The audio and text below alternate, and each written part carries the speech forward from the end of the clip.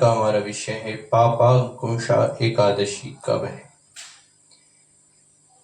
आश्विन शुक्ल पक्ष एकादशी तिथि पापांकुशा एकादशी के नाम से जानी जाती है और इस बार की इस एकादशी में कुछ संशय है और उसे पंचांग ने अपने अनुसार शुद्ध भी किया है।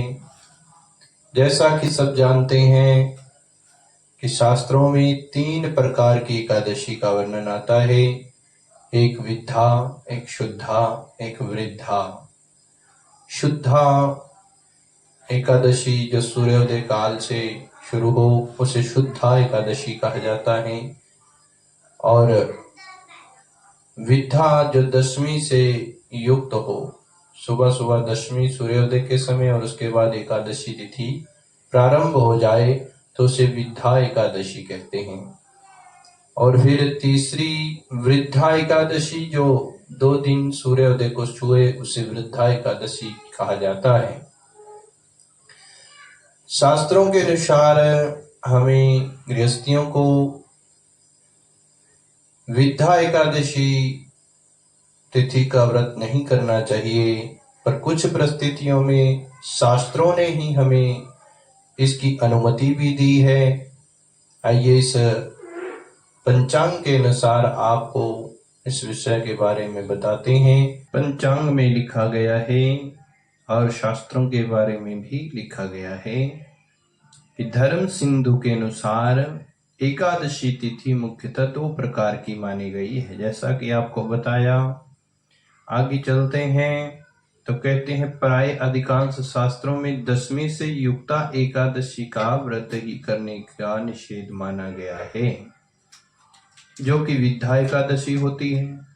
परंतु कहते हैं द्वादशी का क्षय हो जाने पर गृहस्थियों को, समार्तों को, दशमी युता एवं वैष्णव संप्रदाय वालों को द्वादशी, त्रयोदशी, युता, एकादशी दिन व्रत करना चाहिए।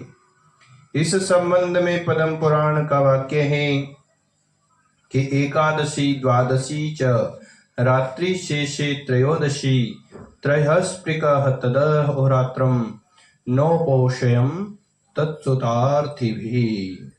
उपरोक्त प्रमाणानुसार 11 एकादशी, 12 द्वादशी, 13 त्रयोदशी तिथियों में से मिश्रित दिन में समार्तों, गृहस्थियों के व्रत का निषेध और वैष्णवों के व्रत का विधान है। इस स्थिति में दशमी मिश्रित एकादशी में व्रत करने का स्पष्ट निर्देश निर्णय सिंधु के इस वाक्य में भी है कि तस्मै एकादशी विद्धा द्वादशी च क्षयं गताः क्षीणा सा द्वादशी गृहिणः पूर्वत्रोपवासः।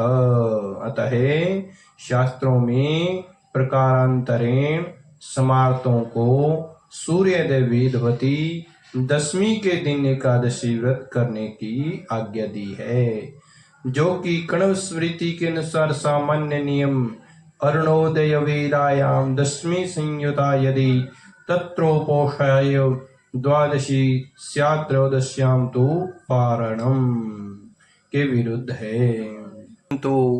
परंतु शास्त्रों में समार्तों के लिए त्रयोदशी में पारण भी सर्वथा वर्जित मानी गई है। यदि द्वादशी तिथि के क्षय की स्थिति में समार्त वैष्णवों का व्रत एक ही दिन कर दिया जाए तो समार्तों को भी व्रत की पारणा त्रयोदशी में करनी पड़ेगी। निर्णय सिंधु में भी शिष्य श्रृंग के अनुसार विकल्प के अभाव में समार्तों को दशमी युता एकादशी में व्रत करने की अनुमति दी है।